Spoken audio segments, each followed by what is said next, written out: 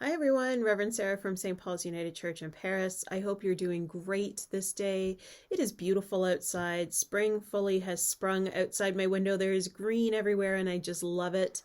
And it was the reason last week for my sneezing. Seasonal allergies are here, but they are well under control with many different kinds of allergy meds this week. So grateful for that. Also so grateful for the energy and the people who were able to come out for our annual meeting this past Sunday. Thank you so much to those who supplied lunch for us. I mean, it's been so long since we sat and shared a meal, and I think it helped to fuel some really good energy and conversations about the future of St. Paul's. If you weren't able to make it and you want to know what happened at the meeting, please don't hesitate to get in touch with Karen in the office to read the minutes or check in with somebody that you know who was present at the meeting and ask them what's going on with St. Paul's. It was so wonderful to be together on that day, and there's lots of other opportunities for us to be together aside from Sunday worship coming up. So just a quick reminder of some of those. The Spring Fling is happening next Friday, May the 27th, and tickets are still available, but they sell out and are selling out pretty quickly. So let Karen in the office know if you want to make up a table of 4 for euchre or bridge or attend that luncheon and have some fun together next Friday, the 27th. It starts at 11 a.m. The other thing we have coming up, two things on the weekend of June 3rd, 4th, and 5th. So on the 4th, the Saturday, we're having a yard sale. Everybody loves a yard sale, and we've had lots of really great stuff coming in as people are doing spring cleaning around their houses. And what we need now is some volunteers to give us a hand on that day. So if you're interested, this Sunday, the 22nd, after worship, Lauren and Marion Reed are helping head up that yard sale, and they're going to be available after church to talk to people about jobs that you could possibly do on the day of. Be really great if we could see you out and giving a hand for that.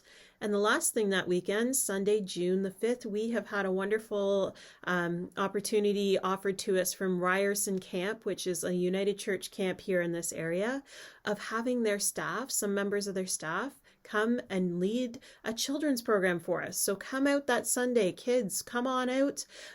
Grandparents, bring your grandkids. If it's parents, bring your kids. We are going to have some fun together that day and have Ryerson Camp here to lead a children's program, and it should be really wonderful. If you want more information on that, please don't hesitate to contact the church office or on any of the things that are happening around here. I think that's everything.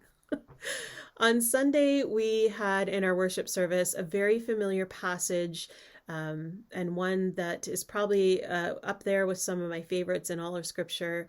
And it's what should be one of the most simple things about following in the way of Christ, and that is his call to love one another. It's the greatest commandment, to love your God with all your heart and mind and soul. And then the second, like it, is to love your neighbor as yourself.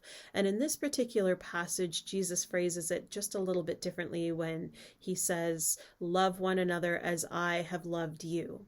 And if we look at the love that Jesus showed in his ministry, in his life that we know about in the Gospels, he was somebody who loved everyone, the people on the margins, the people that nobody would speak to, the people that were considered last and least, or shunned by people because of physical ailments. Like, there was just so many things back then that still happen now. The who's in, who's out mentality has not shifted enough. And I think it's time for us to think about that and really examine what we do in the church and in our personal lives that draw lines in the sand. And how are we doing that? You know, we don't think the same individually. We don't vote the same. We don't look the same. We come from different cultural backgrounds. Everybody's got different things that their family did that seem normal, that other people kind of go, my family never did that growing up, and that's not how I did things. But how can we respect that about one another? How can we respect and even celebrate one another's differences rather than continually pointing out those differences as something that's negative?